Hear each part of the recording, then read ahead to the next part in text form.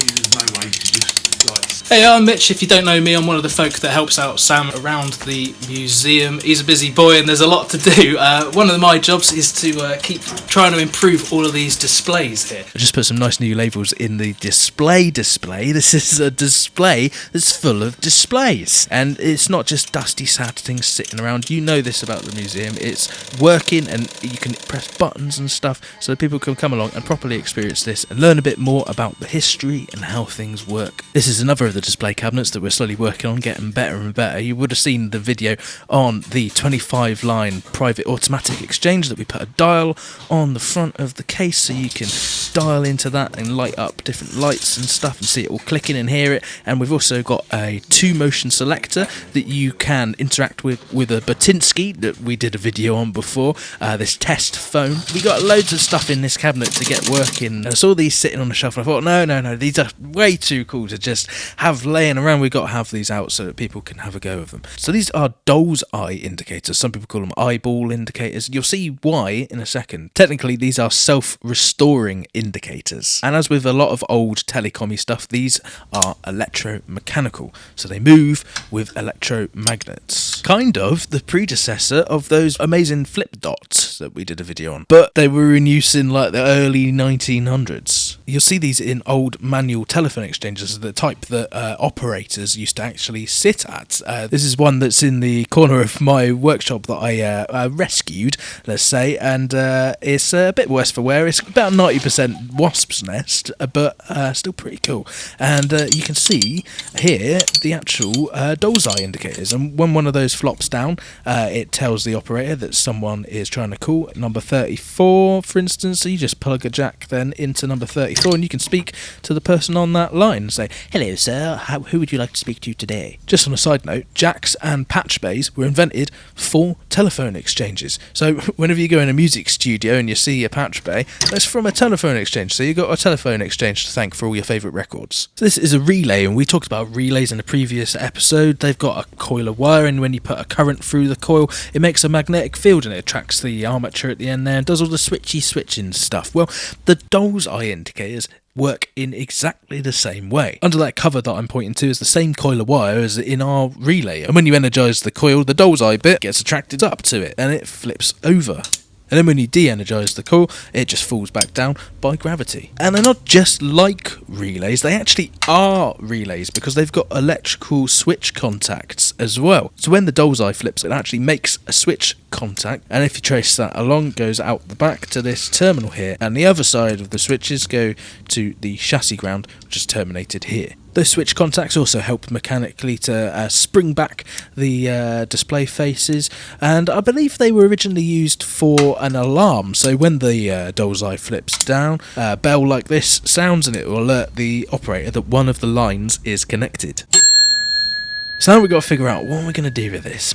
Well, first off, let's give it a good clean, get some of the cobwebs off. Let's see if I can do this cheesy transition right. That's much better, much less dusty. And I lubricated all the moving parts and made sure that the switch contacts are all adjusted right. So we could just have one of the indicators flipping down, but I think we can do better than that. It would be good if we could show all of the functions of these indicator switches and get all of them going. So what about if we wire up the first one so that when it flips, it turns on the one to the right of it. And then when that one turns on, that turns on the one to the right of itself. So there's a slight delay between them turning on, and that's the mechanical time of the doll's eyes to actually move up and make that switch contact. This should just cascade and go across. That should be pretty good, and it sounds pretty good as well. I think this is going to work. Let's wire it up. We interrupt this soldering for a brief message from our sponsor, the obsolete SoundLab Telephone Exchange Sample Pack. That's right, we've sampled our telephone exchange, all the noises and clicks and clacks, so you can remix them into your tunes, and they sound really cool as drum beats, or anything else that you creative people can think of. And if you're a really cool cat, you could even use them for your ringtone. The links to those are down below, and needless to say, the proceeds go to helping make the museum even bigger and better for you.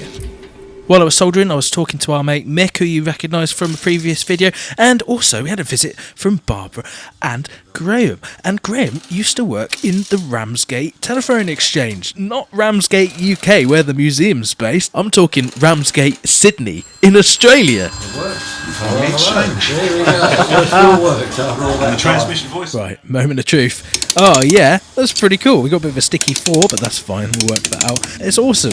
But I think we can do a lot better though. Remember that relay from earlier? So what if we stuck that onto the switched contact of the last indicator? So when that flips down, it turns this relay on, and that then switches power off to the first indicator, which will cause all of the rest of the indicators to turn off. And then at the end, it will turn back on, and so then all of the indicators will turn back on. It will loop around, cascading. That's so much cooler.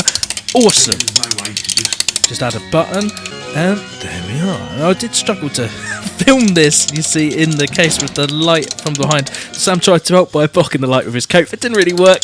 Sorry, Sam. I thought it was quite funny. I had to put that in the video. Just got to make a description for it now. And interestingly, you'll note that the indicators turn off faster than they turn on, and that's because of the mechanical movement necessary for the displays to actually make or break that switch contact. They have to travel further to turn the switch on than turn it off. I think it's really cool that we can take these old electromechanical indicators with what could be perceived as a weakness, being really slow, and use that to our advantage and use it as a feature rather than a bug. And I think learning about how things used to work is really valuable and can still have lots of applications today.